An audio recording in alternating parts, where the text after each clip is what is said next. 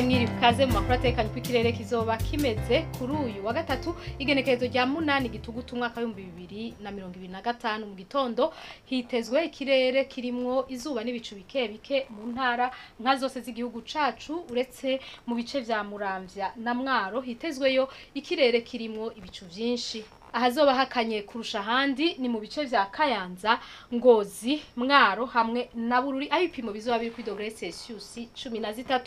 Ku muhingamo hitezwe imvura mu bice vya Bujumbura, Bubanza, Kayanza, Ngozi, Kirundo, Muyinga, Karusi, Muramvya, Cankuzo hamwe na Mwaro. Mu bindi bice hakaba hitezweyo ahanini ikirere kirimwo ibicu vyinshi.